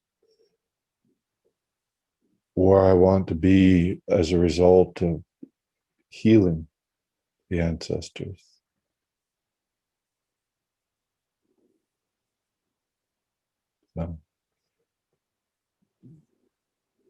Okay, so take a few moments, Dan. I'll just say, so we talked about getting into a positive state of connection to self and in harmony with the world, setting an intention and representing it verbally and somatically, then feeling the connection to these different fields or these different filters, to nature, to my ancestors, could be to complete unbounded spirit. I think that's the ultimate. But we find that in doing that, where the immediate resources are and where the places that through healing become even deeper resources. So, okay, if we stop here. Sure. Yeah. And anything you want to share, just, coming back into just being a member of the community and one of our teachers in the community, just anything you'd like to share in terms of your experience, in terms of what we're trying to learn? I was surprised by how easy it was to feel the disconnection. So it's not it's a well-known place because I was just asking for it and I was there. Even though I feel it's very easy for me to connect, I realized how easy it could be to disconnect. Yeah. And I think one of the most important things we're trying to cultivate is an affection for that. You know, we're so much into, oh, if I just get the right technique, or if I meditate enough, or if I have the right relationship, then I'll never be disconnected again. And we realize 1,000 times a day. Yeah. 1,000 times a day. So it's what we're doing to respond to notice when we're disconnecting. As you say, it's so easy. So easy. And what it means to have deep affection for our human fragility and our human process of I'm here, no, I'm not here, I'm connected, no, I'm not connected. And to cultivate equanimity for it all is one of the most important things. Thank you, Daniel. Thank you, Steve. Yeah. See you around. Yes.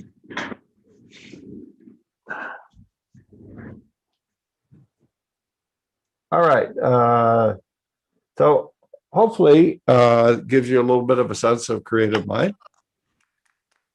And let's see. Do we have any? We're coming near to an end here. Any comments, questions? Yeah, Yes. we have one from one of our YouTube viewers, Nella Okay. Kat. How do we work with these are not my ancestors in the first part of the meditation, and then going into these are my ancestors working with the levels? Those are the two parts of the deeper truth, right? So when we get to these core identities, there is no single truth value that can apply to them. So we've done something in the trainings we call tetralemma, which is from the ancient Greeks and also still a contemporary Tibetan practice.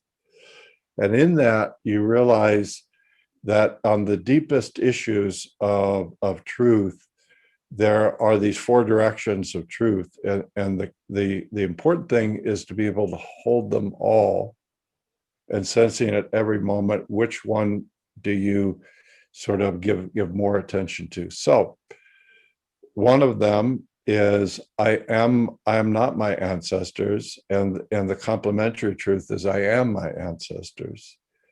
And then the third truth, I am both my ancestors and not my ancestors. And then the fourth, which is really sort of the wild card, is I am neither my ancestors nor not my ancestors. So when we talk about the isolated ego mind, what we're talking about especially is this mind-body process of muscular tension.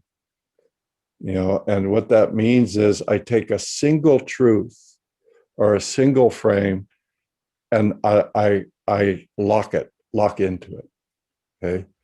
For all matters of creativity and for all matters of deeper truth, complementary truth is a basic starting point. So if you're working like with pain control or trauma or your relationship to your family, your ancestors, if you only had this truth position, I am my ancestors, you're going to get pretty locked into them because there's a lot about you that is not reducible to your history. Okay. On the other hand, there's a lot about you that comes through your history. So we need to be in this both and sort of relationship. So the ego usually starts with, that's mine, my ancestors. You know, my daughter, who's now 29, you know, I used to say that when she was young, I only had 3 rules for my daughter. She'd be a professional basketball player, she'd get straight A's in school, and that she'd not date until she's 40. But Zoe, who happens to be my daughter, showed me every day that I had my list of rules about my daughter, was so much longer than 3, right? Or who my partner should be, or who my ancestors should be, or who my body should be. So this notion of X is mine is one of the major sources of violence and prolonged suffering. Make sense? So we're in this relationship. Well, this is my daughter, and she's also Zoe. It's like she's Zoe. She's like, you ever read that Khalil Gibran poem about on children? Children sort of came into our lives for us to be able to support them. And we see how easy it is. My trauma, my this, my X. So that is one of the major ways that we disconnect from the flow of deeper consciousness. So the guiding principle in the work is be with it without becoming it. And at a given point, you may need where you are in your work, it may be the most important thing to say, these are my ancestors. I've really got to come to terms with my family, because a lot of me is just so locked in it. But that at some point in the work, you will have to take a different truth position. I'm so much more than my family. So it's balance we're working with. Never a single map. A single map is the most succinct formula humans have ever worked out for violence. It's called fundamentalism. So we realize the deeper truth has contradictory maps, which when held simultaneously gives you creative release. That's my answer. Thank you. By the way, Nella, who asked, just wrote, thank you, I got it, and will never get it. Some days are better than others, I mean, when we hold our ego mind responsible for controlling our lives, it's a fucking disaster, excuse my French. Because our ego mind, it's a politician and it's a buffoon. I mean, it doesn't know what the hell it's talking about. And it's always trying to be in control. It's always trying to get people to like you. So you need your ego mind, but you don't want to think that's myself. So you realize whatever I think is truth right now, check again in 5 minutes. Where we get our stability, because people think, well, I have to take a fixed position. That's how I get any sort of stable sense. Otherwise, it's total chaos. We get it from this. And that's what meditation practices teach us to do. Come back to breath, come back to movement, come back to rhythm, come back to connection until you feel all of life is flowing through me. It's just, all is a circle within me, all is a river flowing through me. Then we have a stability of a mindfulness that doesn't have constipation. And that's what we're trying to do is be mindfully present without constipation. All right, so I think we're done. As usual, my Irish ancestors ran a little bit over. That's me, it's not me. There's one more question, Stephen. No, I think we got to stop here, Richard. Well, the listener asks if there's going to be any kind of a course, creative mind course, certification, coaching, or something like this. You're planning this in the future. Who was that? Who asked that question specifically? I made that up. I asked it myself. It was in Russian. Right? Yeah, right. But by the way, I just want to say, you may know, Richard and Oksana are my partners in Creative Mind, and it's just a wonderful journey with the three of us together. So I think that was a little hint to turn it over to them so that they can say, if this is stuff you want to pursue more deeply, come join us. We're doing this certification program. So go ahead, Richard. Exactly. Thank you. This is the newest generation of Stephen's work, and for those of us that have watched the evolution, every step has been amazing, but this we think is really the best yet. It's an elegant model. It's not only vertical but horizontal, and Stephen will explain what that means. But what I really want to say is that we now are so pleased and proud that to be able to invite you to a complete course. Stephen has created a course, 25 days, 8 modules plus an introduction, which will allow you to study and learn this in real depth. I don't have time to speak more. Is there a website they can check, Richard? Oh, well, actually, that's a great idea. And it's the simple one, I guess, is simply www.5445.info. That's the simple one. Jeez, like embracing for the company. It's on the frame of the YouTube video, so you can see it. You're watching us on YouTube, so on the frame just down below, look, and you can see this 5004.info. This is the website. And I just briefly want to invite all of you to this beautiful, amazing adventure, which is upcoming. We are starting in April with one day module. And then an introduction, and then it will be a 3 days module in May. And what is amazing about this course is, first of all, it's 25 days with Stephen Gilligan, 100%, and you know what I'm talking about. And the next thing is it's certification course. So Stephen will share all his knowledges and skills and demonstrate exactly for coaching and also for self-coaching applications. So this is also international course. So we will have participants all around the planet from different countries, and we will have international community. Isn't that amazing? And also, how it is in English, last but not least, least but not last. Exactly. So it's one more great thing about that is about this course is our team of leaders. We have 17 really experienced leaders who've been studying with Stephen for years, some of them for 20 years. Yeah, some of them for 40 years.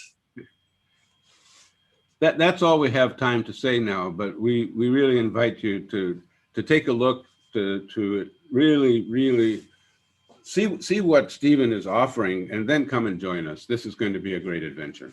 So you can look at the website, and each module is presented, and I give a little 3 to 5 minute wrap on each of the modules. I really feel this is over half of the work is new. And I'm just so happy about it. And there's an old saying in English, necessity is the mother of invention. And it's necessary to invent stuff like this at this point, you know. And again, I don't see this as the one answer, but I see our necessary challenge is we either create thousands of different traditions and methods and communities to make this transformation from isolated ego dominant control mind to integral mind, we will not survive. I mean, I'm not trying to be melodramatic. I think you would agree we're hanging by a thread in some ways, particularly with the environment. So now is the time for all good men and women to come to the aid of their planet. So this is one way. And just want to emphasize the 17 team leaders are really, I'm amazed, just extraordinary team. Most of them are on the camera screen that I'm looking at. So everybody will be in their small group, and that's a whole journey in and of itself. Because it's a practical seminar. You have to actually learn the skills. That means you have to exercise. Yeah, those studies groups, practice groups, they're actually meeting after the workshops, after the modules, and they're gathering, they're practicing together to really, to really get those skills, those knowledges from Stephen into their own work. If you really want to learn this in depth, this is where you come. And by the way, Stephen, you said about 50% of this was new. Well, I think you mean from the 3 cutting edge modules in August. This is all new generation, and it's evolving as we speak. I mean, we started this last summer when the San Diego summer intensive, we call it Trans Camp, couldn't happen because of the pandemic. And it's just really amazing. And all of the seismic changes, earthquakes just continue to happen. And so like a lot of us are trying to listen, what's trying to wake up?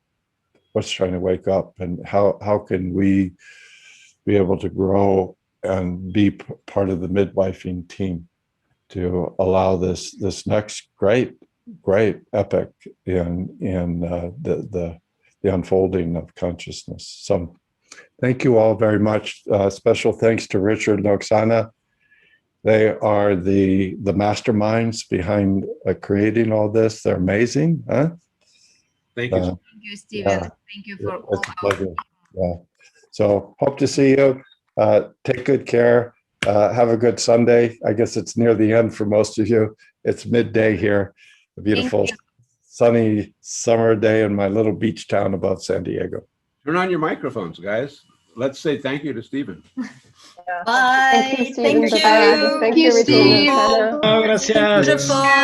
Awesome. Amazing. Awesome as always. Yes. Awesome to Bye. Have a great day, everybody. Bye. Good job. Take care. Enjoy. Bye-bye. Bye. Bye. Bye. Hi. Bye. Bye. Hey, Oksana, Richard. Mike won. Awesome. Hey, Ali. Hugs. Hugs. Hi, Eva. Mike. Hey, Mike. Hi, Nice to see Steve. you. Hey, Mike. Hey, for those of you on the team, that's Mike there from China. You don't get to see him much. What are you doing up in the middle of the night? Oh my God. Very happy to see you guys. Yeah. Mike is from Guangzhou. Yeah, now it's midnight. Midnight. Later than that, right? Yeah. 3 in the morning.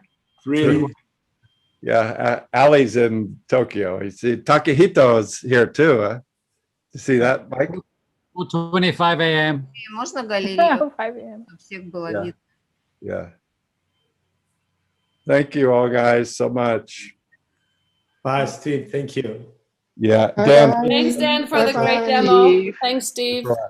Володя, Bye, everybody. спасибо Bye, большое. Eva. Our engineers. Nice to It's see you, great Eva. seeing you guys. Thanks, Daniel. Bye. Thanks, everybody. Bye. Bye-bye. Bye. Bye. Love you guys. Bye. Bye. Bye. Bye.